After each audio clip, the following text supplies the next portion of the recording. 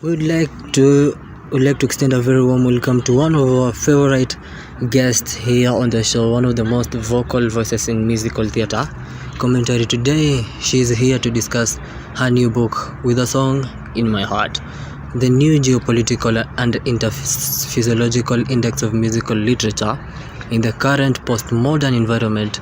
A brief survey just released from Stant at Oxford. Please welcome Professor Exterior Pel Pedanto. Thank you. It's an immense pleasure to be here.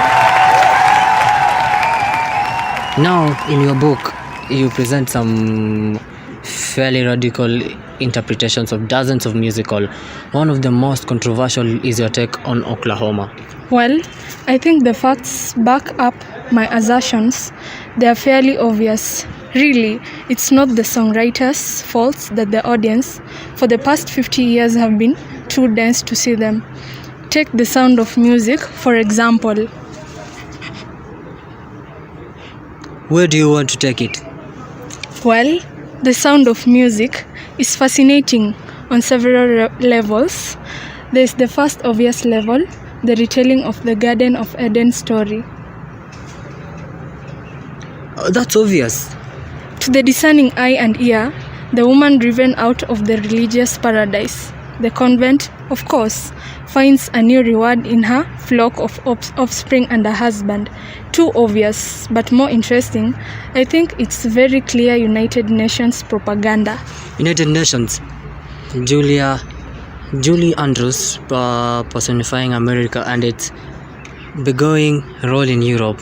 If you can play that clip, I think it will be indisputable. Do, re, mi, fa, sol, la, ti, do, ti, la, sol, fa, mi, re, do. See, it's obvious. United Nations, New World Order. Perhaps you can clarify.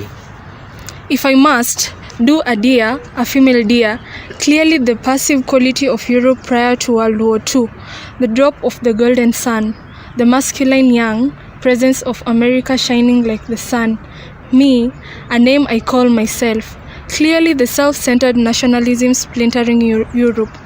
Far a long way to run. Well, obviously, we've a great distance to go to unify the continent. So a needle pulling thread, the sewing together of a guilt of peace. La, a knot that follows so, the getting into line, conforming to the norm, and of course, laws, L-A-W-S, will and bread, a clear reference to England, and that will bring us back to do, do, referring this time not to female deer, but to the cash needed to mount this huge unification, and there you are. The whole thing is a parable for World War II. Rogers and Hammerstein clearly knew this, and I think the audience should too. And what about The Music Man? Is that one really about the Magna Carta? Don't be ridiculous. Music Man is a re-examination of Immanuel Kant's The Critique of Pure Reason. Of course. We have Marian, the librarian, a symbol of knowledge and learning, yearning for pure experience. The lure of Harold and pull cues, and we all know what Freud says about the trombons and pull cues. But she accepts it. In fact, it unclogs her sinuses. Her sinuses? Can we hear Shirley Jones, please? No, I never saw them at all till there was you. And there was music, and there were wonderful roses. They tell me in sweet, fragrant meadows of dawn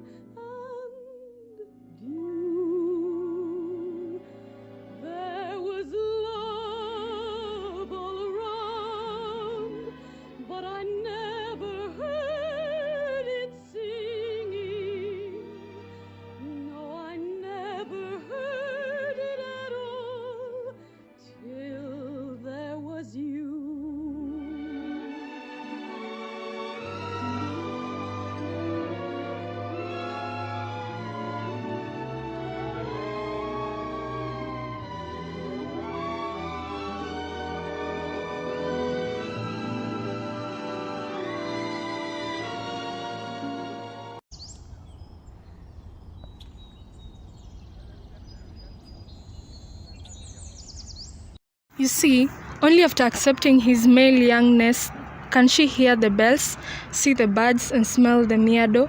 His ID has freed her super ego, and her senses follow, clear sinuses. Oh, would have thunk it. Me, I thank it, thought it, buy my book. It's all detailed in 3, with photos, graphs, and index of phallic references in Rosemary, published by Ballantine. Oh, yes. What's all this about Oklahoma? Well, don't you want to hear about Tavius Oedipal complex? Actually, no, please tell us about Oklahoma. Right. Well, first of all, obviously the title Oklahoma refers to the ancient Kipali word Okle Hoona, which roughly translates as my tongue is swollen, or I can't talk to you. Rogers and Hammerstein knew this. Why? Because that's what the entire musical is about. A state full of people who can't communicate with each other.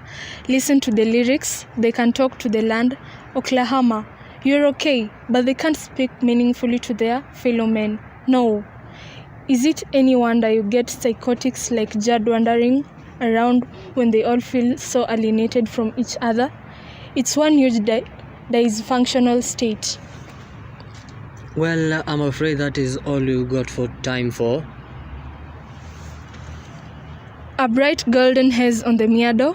Please, what about the bright golden haze in the Jude's head? Don't these people care?